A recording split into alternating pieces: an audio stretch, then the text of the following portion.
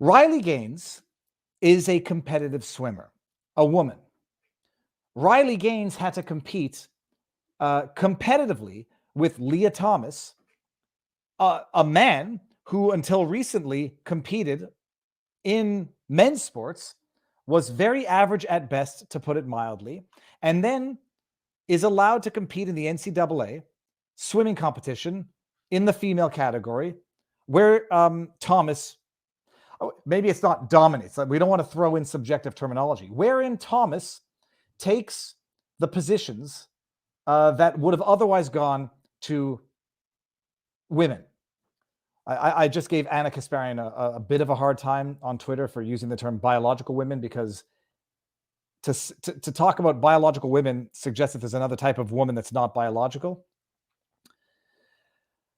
So Riley Gaines went to San Francisco State University to talk about the experience. She was in front of Congress talking about how she was forced, and other women were forced, to undress in a locker room with Thomas, who is intact. Thomas has a penis. Women were forced into a changing room to change in front of Thomas, who donned his penis in front of women in the changing room. And how long ago was #MeToo? Can you imagine? Like, once upon a time, Louis C.K. was canceled for whipping out his penis, by all accounts, consensually. I mean, I think it was consensual. It was dirty. I mean, but to each their own. He made jokes about whipping out his penis and asking to play with himself in front of other people who maybe they were uncomfortable and said yes when they didn't mean to. He was canceled for what I think, if my memory serves correctly, was consensual pulling out his wee-wee and doing things with it in front of people. Canceled for that, because once upon a time, when liberals, Democrats, progressives thought the progressive thing of the day, the progress of the era was, exposing male genitalia to females is sexual harassment. It's a form of some form of assault, and everyone who's done it should be canceled. Louis C.K., Harvey Weinstein was next level. We went from pulling out your penis and exposing it to women, even if they are consenting, is a cancelable offense, to women, you're going to look at that man's exposed penis because that man says they identify as a woman. And if you have a problem with that, no more Me Too, #MeToo for you. It's #you're a bigot if you don't want to change in the locker room with an intact male with a penis. The world has gone batshit. I'm sorry to swear, people. The world has gone batshit crazy. And it's an interesting thing about progressivism. I was having the discussion with someone about a week ago, and I never even thought of the words.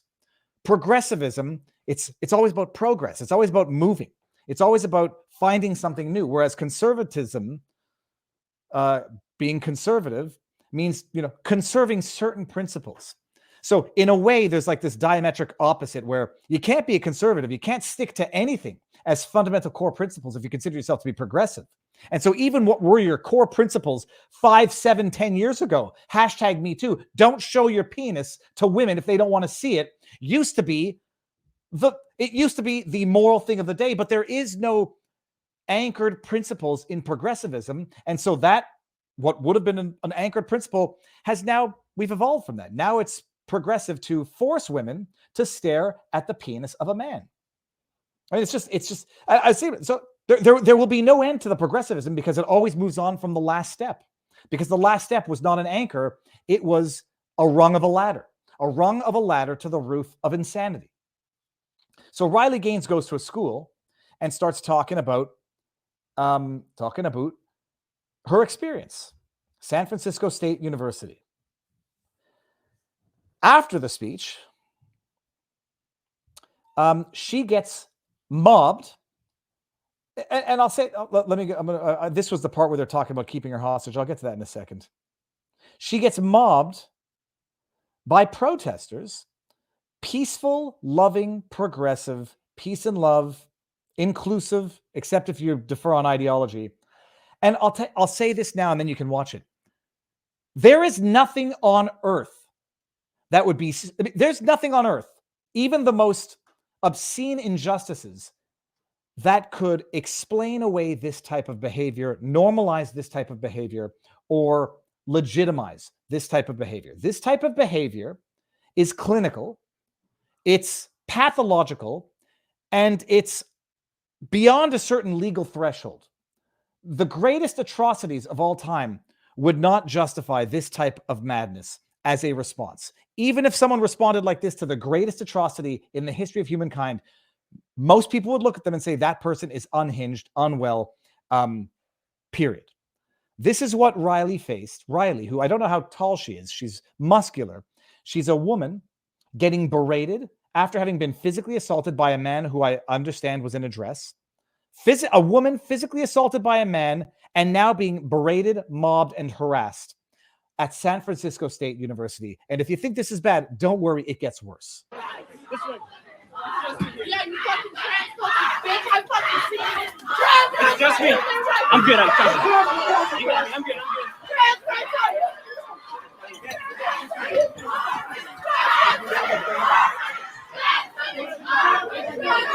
I'm coming. I'm good. Trust me, I'm good. Go ahead.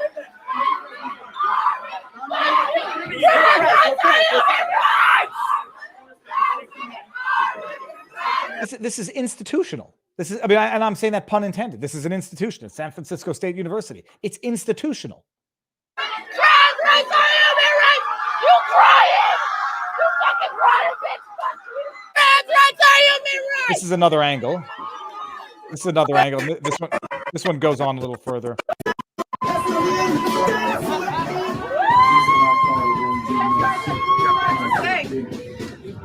Job well done, people.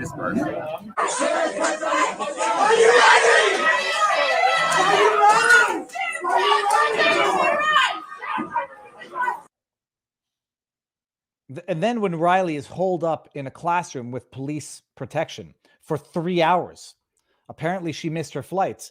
So whoever said this got their wish. Listen to this. I'll say it louder just in case you can't hear it. Make her lose her flight. Make her lose her flight. Tell her to pay us. Tell her to pay us. And then she could go. $10 each. I don't know. Tell her to pay us and we'll let her go. She's holed up in a room with police protection because this mob, which now they're quiet, but we saw what they were like before, has holed her up in a room, in a classroom for 3 hours. Because she probably got paid for this shit, so we could get paid for it too. She probably got paid for this shit, so we can get paid for it too. On the public campus that we attend. So what's the end goal here? What's the end goal? We're cooperating, so what's next? So they need What's the end goal here? We created a path. It's here. I can't speak to all of you when we're over talking to each other. We're not going to hear each other. Don't let her home. They know. Don't let her home. You don't have to use. There's a difference. Peace and love and tolerance. Diversity of everything except thought. So what we want to do is maintain what we're doing right now. And as the speaker elicits, we can continue our conversation. Bear in mind, this is after Riley has been physically assaulted. Now, by the way, some people are saying this is kidnapping. Let's do false imprisonment. Okay. False imprisonment. Everyone should appreciate the distinction between kidnapping and false imprisonment. Kidnapping is taking someone away, forcing them to come with you, forcing them to displace. False imprisonment is keeping someone in place. Similar, one is a little worse than another, typically. The term false imprisonment means forcibly, by threat or secretly confining, abducting, imprisoning, or restraining another person without lawful authority and against her or his will.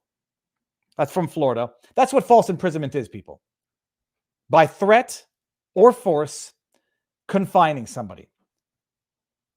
Riley wasn't kidnapped, but I would think it's not a wild opinion to take that she was forcibly confined and that this was, geez, I just forgot the term now. False imprisonment. Make her pay. It's almost like a hostage situation from people who she had just been physically assaulted, chased into a room. She missed her flight. That's what happened. That's what happened in reality. What happened according to San Francisco State University? It was just a beautiful, peaceful thing. David Lamas. Oh, that's how, well, see that David Lamas. How funny is it that these coincidences. David Lamas, TP USA, Turning Point USA, college field representative for the Bay Area. My views are my own. Click the link below for TP USA events, because I think she was at a TP USA event. This is what the San Francisco State University had to say. Dear SF State community, San Francisco State community, today San Francisco State finds itself again at the center of a national discussion regarding freedom of speech and expression. Let me begin by saying clearly, you know what's going to happen here? Let me be clear. The trans community is welcome and belongs at San Francisco State University. Whoever said otherwise? Whoever said otherwise? Where has there ever been a movement to exclude people who say that they're trans from university? Where? Maybe I missed it, and there has been a rhino, Republican, conservative, bigoted movement to ban trans individuals from. Where has it happened? Let me be clear. The trans community is welcome and belongs at. Whoever said anything otherwise? Further, our community fiercely believes in unity, connection, care, and compassion. And we value different ideas even when they are not our own. Oh. San Francisco State is regularly noted as one of the most diverse campuses in the United States. Diverse of everything except for thought. This is what makes, I'll go faster. This is what makes us Gators. This is what makes us great. Diversity promotes critical discussions. Oh yeah, that was a real critical discussion there. New understandings and enriches the academic experience. I would never send a kid to San Francisco State University. I would never visit it. And I would be very, very suspicious of anybody graduating from San Francisco State University based on what I've seen there and based on this response here. But we may find ourselves exposed to divergent views and even views we find personally abhorrent. These encounters have sometimes led to discord, anger, confrontation, fear. How about physical assault on a woman? San Francisco State University all of a sudden doesn't give a sweet bugger all about women's rights. We must meet this moment and unite with a shared value of learning. Thank you to our students who participated peacefully in Thursday's evening's events. I mean, are they thanking the ones who protested peacefully in comparison to the ones who physically assaulted and forcibly confined Riley Gaines? Is it a comparative thing? Or are they trying to make up reality out of whole cloth that it was a peaceful protest? Methinks it's the latter, San Francisco State University. It took tremendous bravery to stand in a challenging space and beat a young woman. It took tremendous bravery. Whoever assaulted Riley Gaines, good for you. Hashtag her too. I am proud of the moments where we listened and asked insightful questions. Did they see the video? I am also proud of the moments when our students demonstrated the value of free speech and the right. This is an alternate universe. This is Orwellian rewriting history that never happened, hoping that the history will be deleted because some people have been deleting that history, and hoping that the rest of their followers, their blind, ideological, ignorant followers, will not go and see what actually happened. And those who do know what happened might just say, good, she got what she deserves. She's like, don't come here with that TP USA stuff. These issues do not go away, and these values are very much at our core. This feels difficult because it is difficult as you reflect, process, and begin to heal. Who are you talking to, Riley here? Please remember that there are people, resources, and services available and ready to receive our Gator community, including faculty, staff members, coaches, and mentors who are here to support. They're talking as though the students were the victims of this.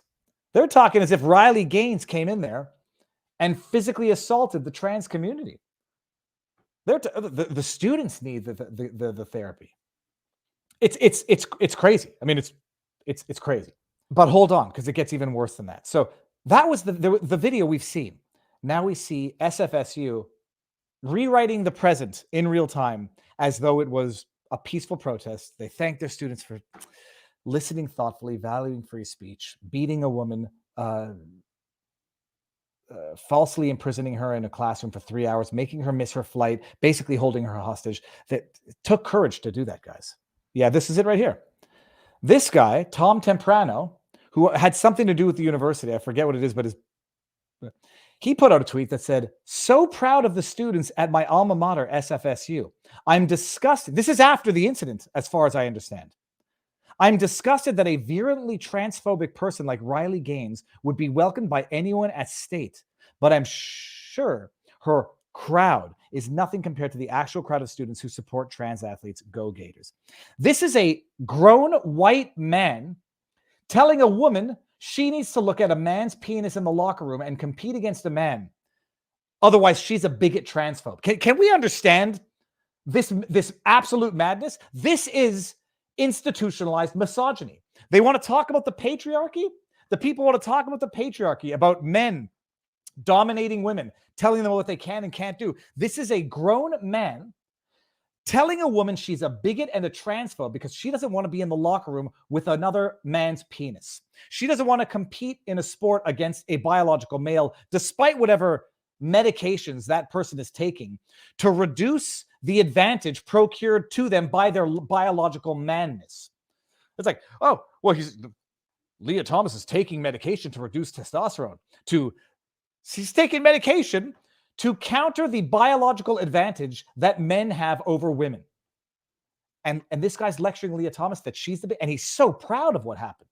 He's so proud that a mob physically assaulted a woman, chased her into a room, and had none of her bigotry. And then what ended up happening, I put out a number of tweets. I said, you're proud of this, and I memorialized that video and tweeted it. Seems that he actually deleted his Twitter account. He's so proud. What bothers me about this is that nobody should ever harass, threaten, or do anything bad, because in as much as at the beginning of this video, screaming in the hallway like a frothing lunatic is not the way to make a point, and it's not the way you should do things. Harassing, intimidating, threatening people because they've done something terrible also is not the thing to do, because it actually will allow the victimizer to pretend to be the victim. This guy deleted his account. I have no idea why. I can suspect why. Probably was not getting the most friendly replies for him saying, so proud of SFU for beating a woman. He deleted his Twitter account. So that's it. The internet is forever, however.